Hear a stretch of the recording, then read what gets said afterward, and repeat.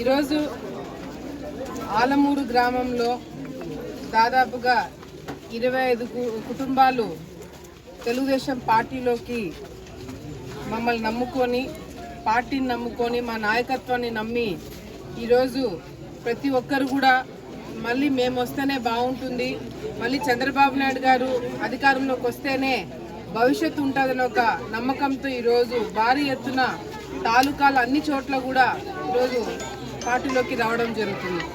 ఈరోజు ముఖ్యంగా ఆలమూరు గ్రామం నుంచి ఎవరైతే పార్టీ మారినారో, ఎవరైతే తెలుగుదేశం పార్టీ జెండా వేసుకొని ఈరోజు అంతా ఒక కుటుంబం లాగా అనుకొని ఇక్కడికి వచ్చారో వాళ్ళందరూ కూడా పేరు పేరు నేను స్వాగతం పలుకుతూ వాళ్ళకందరూ కూడా నమస్కారాలు తెలియజేసుకుంటున్నాను.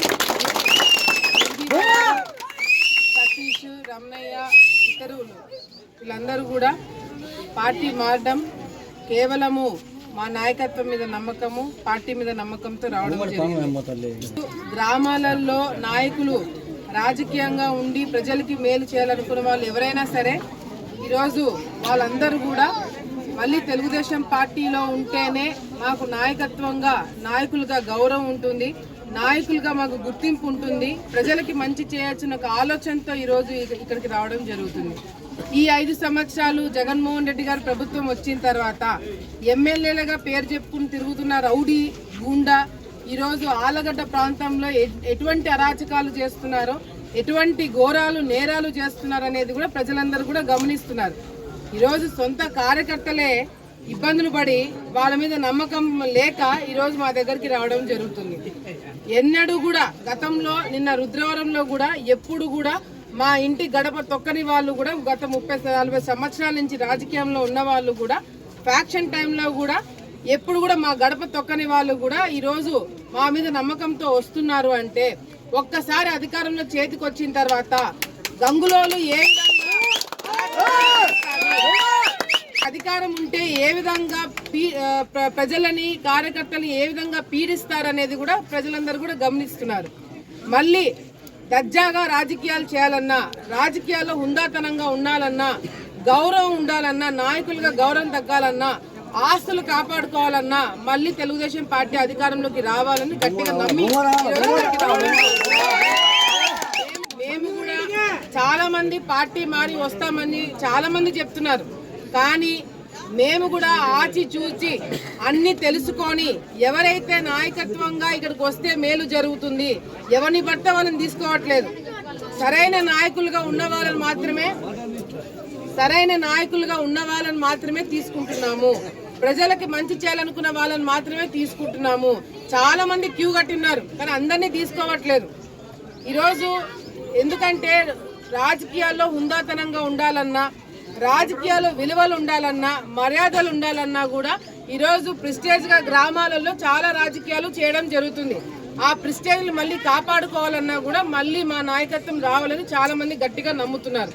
చంద్రబాబు నాయుడు గారు ఈ రాష్ట్రాన్ని కాపాడుతారు, యువతకి భవిష్యత్తు ఉంటుంది, రేపొద్దు చదువుకున్న పిల్లలు డ్రగ్స్ తీసుకొని రోడ్డమ్మడి పిచ్చోల్లాగా తిరగకుండా చదువుకున్న పిల్లలకి ఉద్యోగాలు తెప్పించే మార్గం చూపిస్తాడని చంద్రబాబు నాయుడు మీద, లోకేష్ అన్న గారి మీద నమ్మకంతో ఈరోజు అందరూ కూడా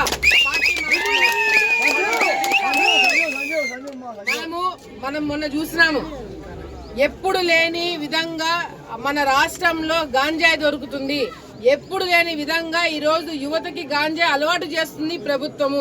ఏ విధంగా అయితే ప్రభుత్వమే మద్యం షాపులు పెట్టి నడిపిస్తుందో, మద్యం దగ్గరుండి ప్రజలకి తాగిపిస్తుందో, అదే ప్రభుత్వం గాంజాయి కూడా ఇంటింటికి సప్లై చేయాలని ఆలోచనలో ఉన్నారు. గాంజాయి కూడా సరిపోదన్నట్టుగా బ్రెజిల్ నుంచి డ్రగ్స్ తీసుకొచ్చి ఆ డ్రగ్స్ కూడా పిల్లలకు అలవాటు చేయించి ఎలక్షన్ టైంలో యువతని తప్పుదావ పట్టించాలని చెప్పి ఈరోజు ఒక కుట్ర జరుగుతుంది.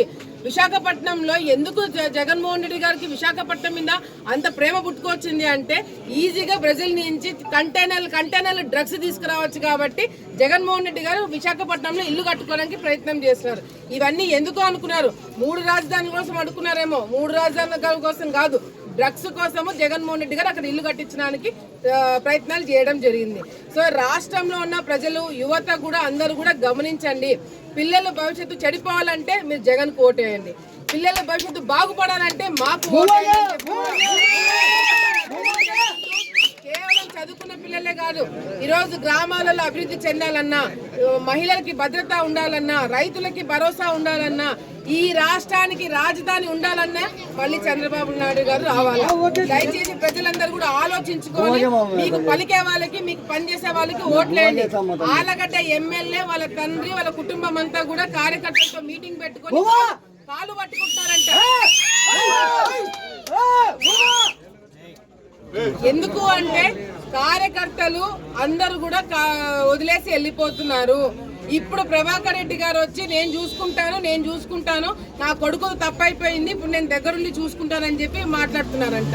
నిజంగా అంటే మీ కొడుకును కంట్రోల్ చేసేంత పవర్ మీకు ఉండింటే ఈ 5 సంవత్సరాలు కొడుకును కంట్రోల్లో పెట్టింటే కార్యకర్తలు పార్టీ మారేవాళ్ళు కాదు, కార్యకర్తలు ఇబ్బందులు పడేవాళ్ళు కాదు. కానీ కొడుకు ఏ విధంగా ఇష్టం వచ్చినట్టు ఏ విధంగా అరాచకాలు చేస్తున్నాడు, అధికారం చేతిలో ఉందని చెప్పి సొంత పార్టీ వాళ్ళని ఇబ్బంది పెడుతున్నారు, పక్క పార్టీ వాళ్ళని ఇబ్బంది పెడుతున్నారు. ఇవన్నీ తట్టుకోలేక ఈ రోజు ఇంత పెద్ద స్థాయిలో అందరూ కూడా పార్టీ మారుతున్నారంటే, వర్గాలను కూడా పక్కన పెట్టి ఈ రోజు పార్టీ మారుతున్నారంటే కేవలం మీరు చేసిన రౌడీజం, గూండాయిజము, ప్రతి ఒక్క కార్యకర్త దగ్గర, ప్రతి ఒక్క ప్రజల దగ్గర మీరు చేయి చాచి కమిషన్లు తీసుకున్నారు కాబట్టి ఈ రోజు మీకు కర్మ పట్టిందని చెప్పి కూడా వాళ్ళకి హెచ్చరిస్తున్నాము.